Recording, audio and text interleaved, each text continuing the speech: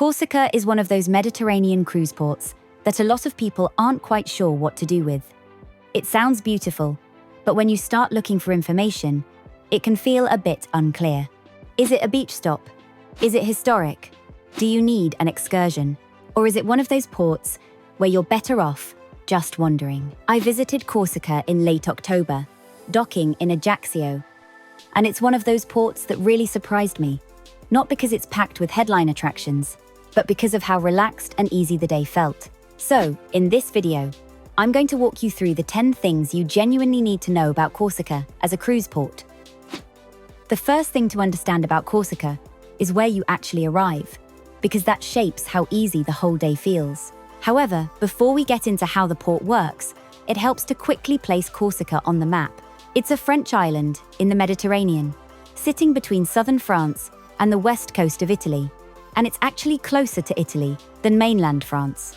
Corsica has a few cruise ports, but the most common one on Mediterranean itineraries is Ajaccio, the island's capital. You'll often hear it being described as a tender port, and sometimes it is. But on my visit on Sky Princess, we docked directly in the port, and that made the day incredibly easy. From the ship, it was about a 5-minute walk, and you're immediately right by the market area and the edge of the old town. This is one of those ports where it's really worth checking the day before, whether you're tendering or docking. If you're docking, everything feels effortless. If you are tendering, it just means allowing a bit more time at the start of the day. Once you're ashore, the next big question is how easy it really is to get around. Even if you have to tender, Ajaccio is genuinely one of the easiest Mediterranean ports to explore on foot once you are off the ship and on land. You don't need shuttle buses. You don't need public transport just to get started. The old town, the market, cafes, shops, and historic streets are all right there. I didn't have a fixed plan at all. I used Google Maps to get around, wandered between areas, and everything felt close and manageable. This is a port where you can explore confidently without feeling like you're constantly checking the time. For a Mediterranean cruise, where many ports are intense and logistics heavy, that immediately sets Ajaccio apart.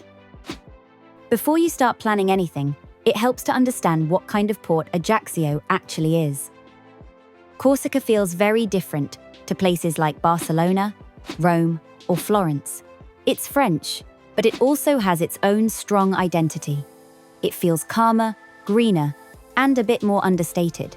Even in October, the light was beautiful, the streets felt relaxed, and there was a real sense of space.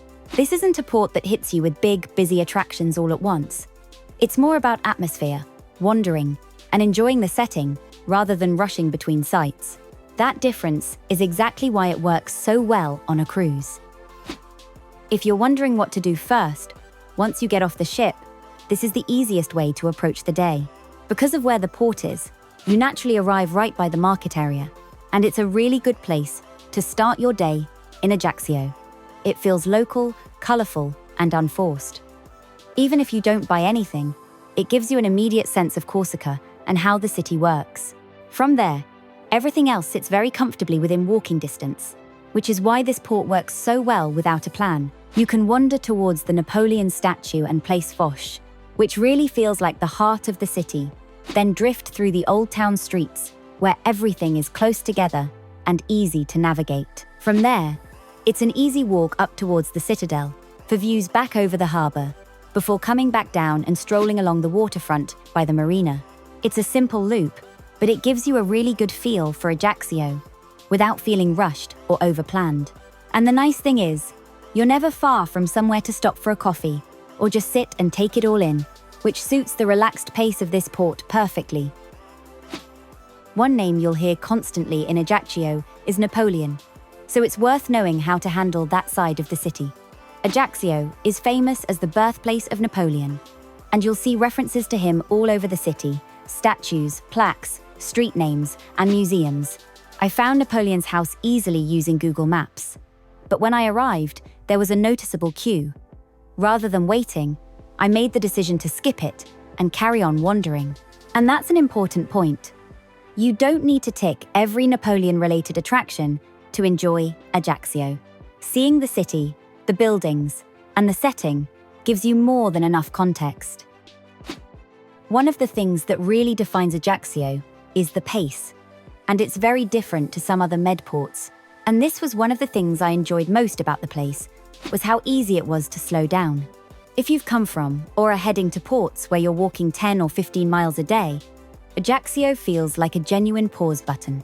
This kind of relaxed approach works perfectly here, but it really doesn't work everywhere. Ports like Civitavecchia, the gateway to Rome, are the complete opposite. That's a port where planning, timing, and transport decisions really matter, and where people genuinely do miss the ship if they get it wrong. If Civitavecchia is coming up on your cruise, I've got a full guide breaking down exactly how it works and how to plan your day properly. Even if you're not planning a beach day, this is something people always ask about Ajaccio. Ajaccio does have beaches close to town, and even though October wasn't really beach weather, they still looked beautiful. What's nice is that you don't need a long journey or an excursion to reach them. Even if you're not planning to swim, walking past the coastline and seeing the beaches adds to the day. In warmer months, this becomes a really flexible option. Beach time if the weather's right, wandering if it's not. This is where Ajaccio really starts to stand out, compared to other Mediterranean ports. This is a port that works brilliantly without booking anything at all. Between the walkability, the old town, the cafes, the market, and the coastal views, it's very easy to fill a day at your own pace. If you do want to book something, this is one of those ports where a simple scenic excursion makes more sense than a packed itinerary.